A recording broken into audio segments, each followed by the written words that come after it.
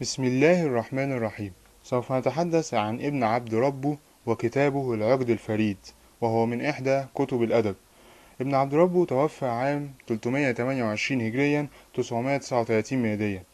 ولد ابن عبد ربه في قرطبة عام 246 هجريا، وكان جده الأعلى سالم من موالي الأمير هشام ابن عبد الرحمن ابن معاوية المعروف بالداخل، مؤسس الأسرة الأموية بالأندلس.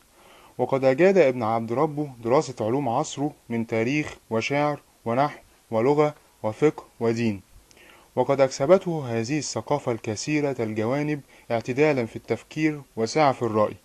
ومن أهم آثار ابن عبد ربه كتاب العقد الفريد، وقد احتوى هذا الكتاب على أخبار كثيرة وفوائد جمة وطرف ونوادر عن كبار رجال الإسلام من الخلفاء والقواد والحكام، ومن الحكماء والمتكلمين والكتاب والشعراء والمغنيين. وفيه كثير من المعلومات التاريخية والنصوص الأدبية، وأخبار عن العرب في الجاهلية والإسلام، وألوان معيشتهم وأساليب حياتهم. وقد شجعه وجوده بالأندلس بعيد عن نفوذ حكام الشرق من أن يكون أقدر على الصراحة وأكثر حرية في إبداء الرأي، ولكنه مع ذلك لم يستطع التغلب على أهوائه وميوله.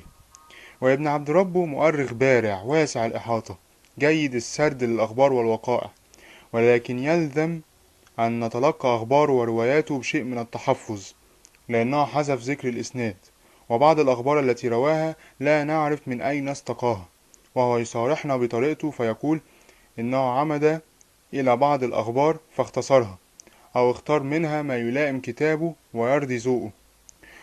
وقد لاحظ نقاده أنه ينقل بعض الأخبار على علتها دون غربلة أو تمييز، ولعل ذلك لأن هدفه كان أدبيا قبل كل شيء، أي أنه كان يريد تسلية القارئ وإمتاعه بالأقوال البديعة والحكم والأمثال والأشعار.